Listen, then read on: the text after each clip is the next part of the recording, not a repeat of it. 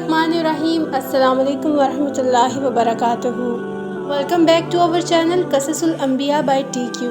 Channel को subscribe करना मत भूलिएगा और साथ ही बने बेल आइकन को भी प्रेस कर लें ताकि आपको आने वाली वीडियोस की नोटिफिकेशन टाइम पे मिल सकें। हज़रत यूनुस अलैहिस्सलाम इसराइली नबी थे, लेकिन उन्हें नैनवा शहर के बाशिंदों की हदायत के लिए मबऊस किया गया और नैनवा शहर में उस वक्त अशूरी अरब आबाद थे, जिनका मरकज़ी शहर नैनवा था और मौजूदा शहर मोसल भी इसी में शामिल था। हज़रत यूनुस अलैहिस्सलाम के वालिद का नाम मती था। जब ईरान यानी फ़ारस में तवाइफ़ुल मलूकी का दौर था, उस वक्त शहर नैनवा में हज़रत यूनुस अलैहिस्सलाम का ज़हूर हुआ था।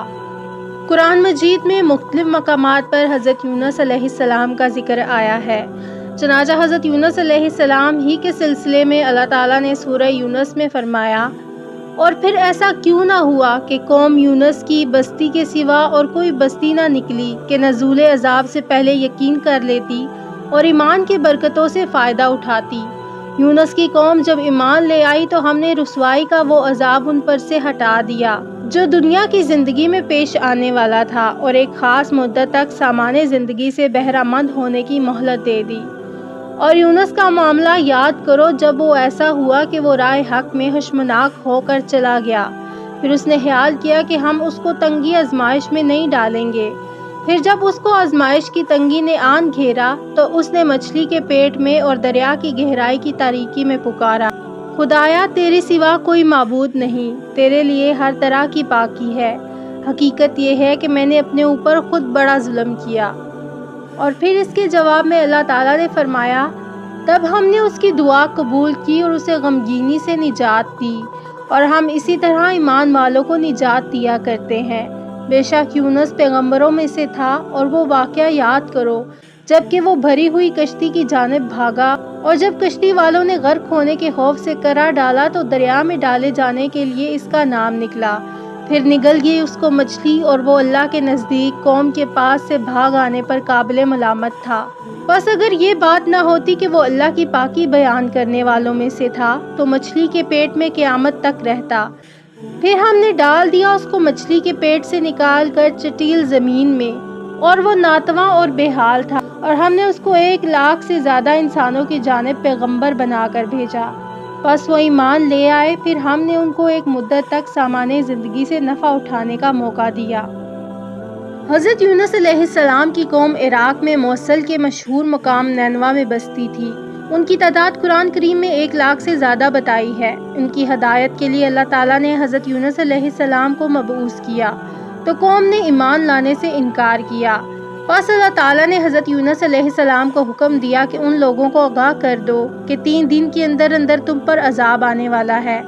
हज़रत यूनुस अलैहिस्सलाम ने कौम में ये ऐलान कर दिया तो कौम ने आपस में मशवरा किया, तो उस पर सबका इत्तफाक हुआ कि हमने कभी हज़रत यूनुस अलैहिस्सलाम को झूठ बोलते हुए नहीं देखा, इसलिए उनकी बात नज़रअंदाज करने के काबिल नहीं है। मशवरे में ये तय हुआ कि ये देखा जाए कि यूनुस अलैहिस्सलाम रात को हमारे अंदर अपनी जगह मुकीम रहते हैं तो समझ लो कि कुछ नहीं होगा। अगर वो यहाँ से कहीं चले गए तो यकीन कर लो कि सुबह को हम पर अजाब आएगा। हज़रत यूनुस अलैहिस्सलाम रात को अपनी बस्ती से निकल गए। सुबह हुई तो अजाब इलाही एक स्याह धुएं और बादल की शक्ल में उनके सर पर मंडलाने लगा, और फ़िज़ा आसमानी से नीचे उनके करीब होने लगा, तो उनको यकीन हो गया कि अब हम सब हलाक होने वाले हैं। ये देखकर हज़रत यूनुस अलैहिस्सलाम को तलाश किया ताकि उनके हाथ पर मुशर्रफ बा ईमान हो जाएं और पिछले इनकार से तौबा कर लें, मगर हज़रत यूनुस अलैहिस्सलाम को ना पाया तो खुद ही इखलास नीयत के साथ तौबा और इस्तिग़फ़ार में लग गए।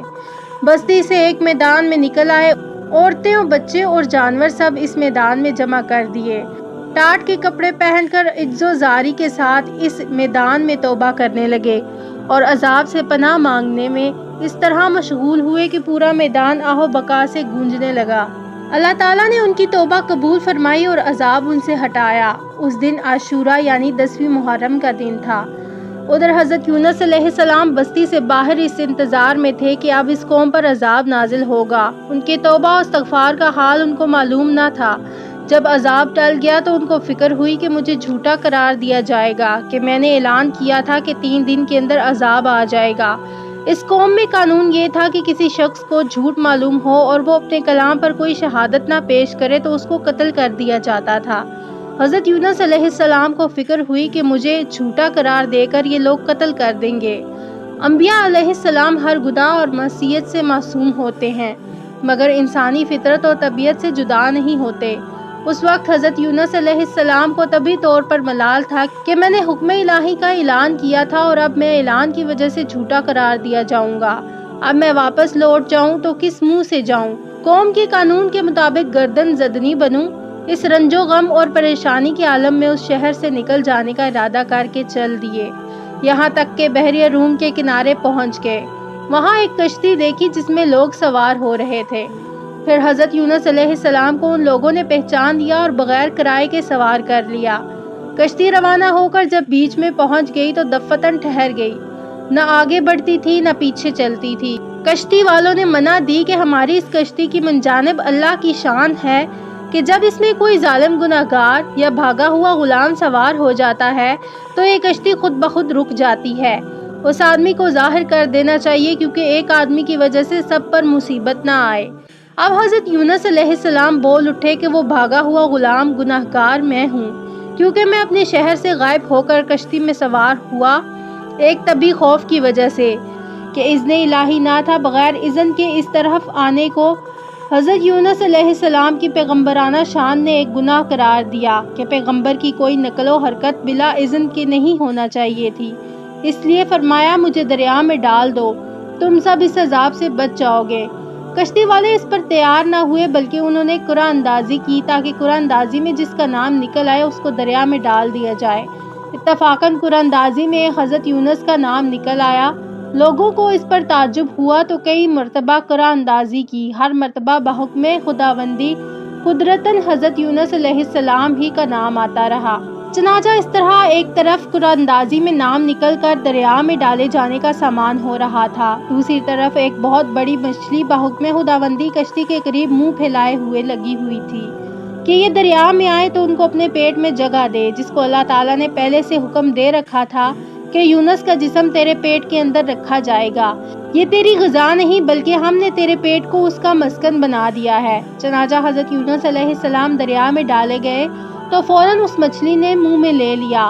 حضرت یونس علیہ السلام جس مچھلی کے پیٹ میں 40 روز رہے یہ ان کو زمین کی تہہ تک لے جاتی اور دور دراز کے مسافتوں میں پھراتی رہی۔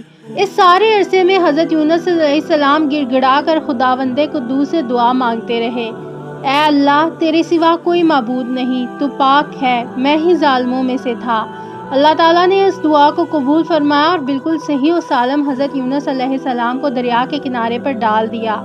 مچھلی کے پیٹ کی گرمی سے ان کے بدن پر کوئی بال نہ رہا تھا۔ اللہ تعالیٰ نے ان کے قریب ایک کدو کی بیل اگا دی جس کے پتوں کا سایہ بھی حضرت یونس علیہ السلام کے لیے ایک راحت بن گئی، اور ایک جنگلی بکری کو اللہ تعالیٰ نے ارشاد فرما دیا وہ صبح و شام ان کے پاس آ کھڑی ہوتی اور وہ اس کا دودھ پی لیتے تھے۔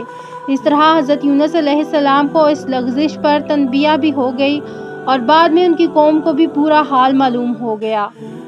قوم یونس علیہ السلام ایسی تھی کہ انہوں نے ایسا وقت آنے سے پہلے ہی جب اللہ تعالیٰ کا عذاب آتا دیکھا تھا تو فوراً توبہ کر لی اور ایمان لے آئے، جس کی وجہ سے اللہ تعالیٰ نے ان سے رسوائی کرنے والا عذاب ہٹا لیا۔ دنیا کا عذاب سامنے آ جانے پر توبہ کا دروازہ بند نہیں ہوتا بلکہ توبہ قبول ہو سکتی ہے، البتہ آخرت کا عذاب سامنے آ جانے کے بعد توبہ قبول نہیں ہوتی، اور عذاب آخرت کا سامنے آنا یا قیامت کے دن ہوگا یا موت کے وقت، خواہ وہ طبی موت ہو یا کسی دنیاوی عذاب میں مبتلا ہو کر جیسے فرعون کو پیش آیا۔ اس لیے قوم یونس کی توبہ قبول ہو جانا عام ضابطہ الہی کے خلاف نہیں بلکہ اس کے ماتحت ہے، کیونکہ اس نے اگرچہ عذاب آتا ہوا دیکھ کر توبہ کی مگر عذاب میں مبتلا ہونے اور موت سے پہلے کر لی، برخلاف فرعون اور دوسرے لوگوں نے جنہوں نے عذاب میں مبتلا ہونے کے بعد موت کے وقت توبہ کی اور ایمان کا اقرار کیا، اس لیے ان کا ایمان معتبر نہ ہوا اور توبہ قبول نہ ہوئی۔ یہ تھا ہمارا آج کا ٹاپک۔ چینل کو سبسکرائب کرنا مت بھولیے گا۔ اللہ حافظ۔